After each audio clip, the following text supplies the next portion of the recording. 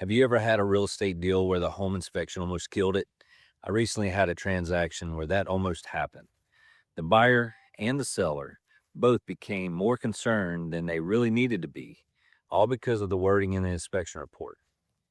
Neither side fully understood what the inspector was trying to communicate, and the lack of clarity created a lot of unnecessary stress. But once we actually talked with the inspector and walked through the report together, everything made a lot more sense. We were able to figure out who was responsible for what, get on the same page, and move forward with the deal. Have you ever had something like that happen? Tell me about it in the comments below. I'm Travis Page with Better Homes and Gardens Inspectorability. Before getting into real estate, I was a home inspector for over 15 years, and I'm a licensed and active contractor now. So when I saw the report, I knew right away it had potential to create confusion. And here's the truth. This happens more often than you might think.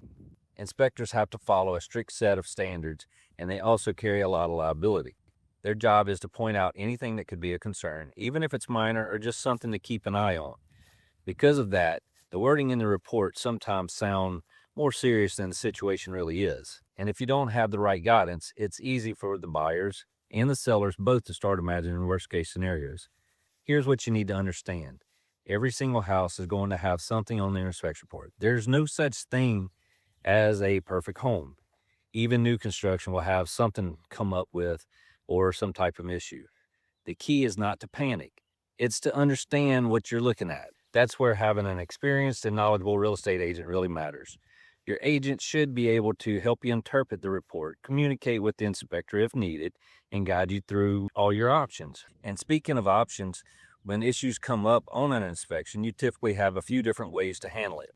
Number one, you can request that the seller make repairs, usually by licensed contractors or qualified professionals. Number two, you can get estimates or quotes for those repairs and negotiate the cost within the deal, whether that's a price reduction or closing cost assistance. Number three, if the issues are more than you're comfortable with, you can always have that option to walk away. But before making any of those decisions, it's important to have a conversation with your agent and, when needed, the inspector, so you can fully understand what's actually going on. If repairs are made, I'll always recommend the inspector come back out and do a reinspection of those specific items. That gives everyone peace of mind that the work has been done properly. At the end of the day, here's something I always tell my clients. Almost anything can be fixed, repaired, rebuilt, as long as the numbers make sense. One of the biggest mistakes I see, especially with first-time home buyers, is panic. They see a long inspection report and immediately think that the house is falling apart. Most of the time, that's not the case at all. With the right team in place, an experienced agent, a good inspector, you can work through these issues and keep your deal moving forward.